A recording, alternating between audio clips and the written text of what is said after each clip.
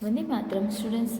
आज हम लर्न करेंगे आपके हिस्ट्री के पोर्शन का चैप्टर नंबर 4, जिसका नाम है Mughal empire establishment and extension.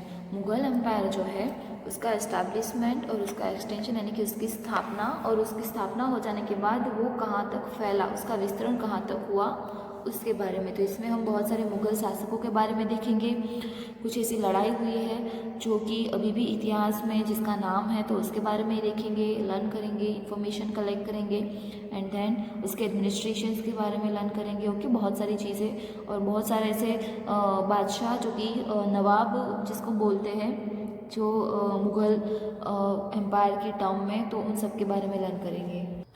तो यहाँ पे हमें कुछ फ़ोटो दी गई है, सारी अलग अलग जगहों की फ़ोटोज़ है, जिसमें ताजमहल, लाल किला, ओके, बहुत सारी चीज़ें हैं जो कि मुग़ल के राजाओं ने बनाई। और यहाँ पे हमें लिखा गया है a glance at Mughal architecture. Mughal architecture जो है, मुग़ल स्थापत्य है, उसकी एक छोटी सी झलक। तो जब मुग़ल स्थापत्य हुआ था, जैसे हमारे हिंदू राजाओं की स्थापना के बाद यहाँ पे बहुत सारी चीज़ें उन्होंने बनाई, उनके बहुत सारे शौक़ के हिसाब से। इसी तरीके से मुग़ल के राजा जो थे, मुसलमान के राजा, तो उन लोगों ने भी बहुत सारी चीज़ें हमारे इंडिया में बनाई हैं, और ये सारी उसकी बहुत फेमस चीज़ों की तस्वीर है। इसके बारे में हम आगे भी देखेंगे। अभी हम चैप्टर शुरू करते हैं पेज नंबर 28 से। Independence Day was celebrated on 15th August. Pratik showed the national flag being unfurled at the Red Fort on his TV at home. तो इंडिपेंडेंस डे की सेलिब्रेशन हो रही थी 15 अगस्त को, और प्रतीक नाम का एक लड़का था छोटा सा, तो वो टीवी में अब देख रहा था कि जो रेड फोर्ट हमारा लाल किला है, उसके ऊपर हमारा तिरंगा लहरा रहा है। He even saw different pictures of the red Fort. उसने रेड फोर्ट्स के अलग अलग पिक्चर्स भी देखे।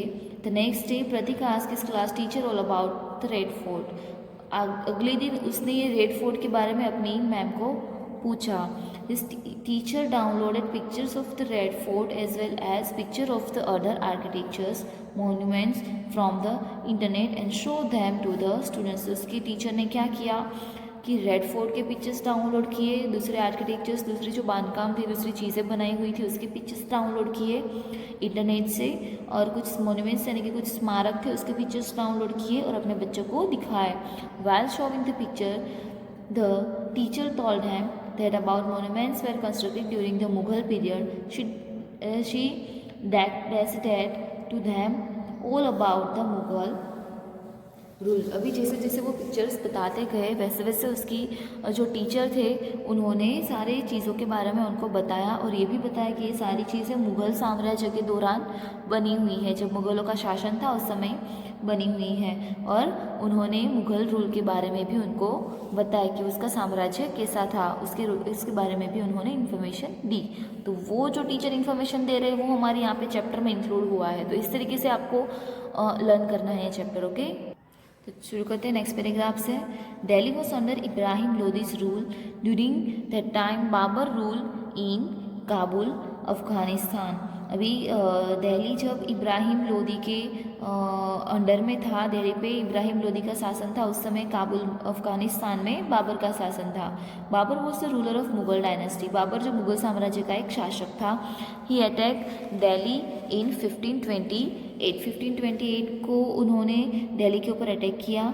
Ibrahim Lodi was defeated by Babur's well equipped army which had cannons in the battle of Panipat.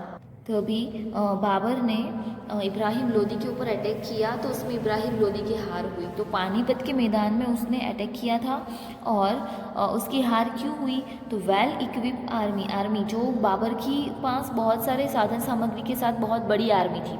Equip यानी कि इक्विपमेंट्स यानी कि साधन सामग्री, जो बड़े बड़े तोप और बड़े बड़े जो इक्विपमेंट्स होते हैं ना युद्ध के लिए, उसकी वजह से यहाँ पे इब्राहिम लोदी की हार हुई। This brought an end to सल्तनत age and the establishment of the Mughal rule. यहाँ पे सल्तनत वंश का अंश हुआ और मुग़ल शासन की शुरुआत हुई। In the beginning the Mughals rule near Delhi. शुरुआत में दिल्ली और उसके आसपास के एरियाज़ के ऊपर जो मुग़ल साम्राज्य उसका शासन था।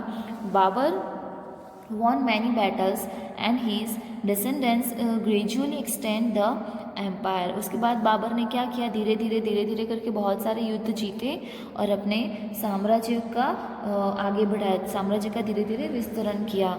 Let us learn about incidents that occurred during the Mughal age and know more about the administration and social life of that time। चलो हम उसके बारे में लर्न करते हैं। किसके बारे में? तो मुगल साम्राज्य के दौरान जो बहुत बड़ी बड़ी लड़ाइयाँ हुई, जो कुछ इंसिडेंट्स, जो घटनाएं हुई और उसके एडमिनिस्ट्रेशन और वहाँ के सामाजिक जीवन कैसा था उसके बारे में हम लर्न करते हैं। तो अभी हमारा चैप्टर प्रॉपरली स्टार्ट होता है। अभी इसमें हमने क्या देखा कि 1528 के ईयर में पानीपत के बैटल में जो है इब्राहिम लोदी सल्तनत वंश का जो आखिरी राजा था उसके साथ बाबर ने युद्ध किया और उसकी सज्ज आर्मी, जो इक्विपमेंट से सज्ज जो उसकी आर्मी थी, उसकी वजह से इब्राहिम लोदी की हार हुई और मुगल सल्तनत की स्थापना हुई। तो अगर आपको कोई पूछता है कि दिल्ली पे मुगल सल्तनत की स्थापना किस तरीके से हुई थी, तो बाबर ने की थी 1526 के ईयर में। 1526 के ईयर में उसकी शुरुआत हुई, दिल्ली से बाबर ने की और उसको हरा के की, इब्राहिम लोदी को हरा के। अभी यहाँ पे है main events of the Mughal dynasties. Mughal शासक के दौरान जो बड़ी बड़ी घटनाएं हुई उसके बारे में। पहला है Babar 1526 to 1530। In 1527 he fought a battle with the brave Rana Sanga at Kanwa, in which Babur defeated him as his army was equipped with cannons। cannons यानी कि जो तोप होती है वो। तो 1527 में बाबर ने राणा सांगा के साथ युद्ध किया कानवा के मैदान में और उसमें बाबर के पास जो तोप थी बहुत बड़ी सज और उसकी आर्मी भी बहुत स्ट्रांग थी, तो इसकी वजह से बाबर की जीत हुई और राणा सांगा की हार हुई। In 1530 Babur fell ill and died. 1530 में बाबर जो है बीमार पड़ा और मर गया। He fought many battles to lay a strong foundation of the Mughal empire and gain control over areas near Delhi and Agra. He emerge victorious in most of the battles. तो 1530 में बाबर की मृत्यु हुई, लेकिन इन 4 सालों में बाबर ने जो काम किया था कि सबसे पहले दिल्ली और आगरा के आजू बाजू के सारे एरिया के ऊपर मुगल डायनेस्टी जो है, मुगल वंश का जो बेस था वो बहुत ही मजबूत करने के लिए उन्होंने बहुत सारी फाइट की थी, बहुत सारी लड़ाइयाँ लड़ी थी और इसमें उनको विक्टोरियस यानी कि बहुत बड़ी सफलता हासिल हुई। तो ये उसके लिए बहुत ही फायदेमंद रहा था।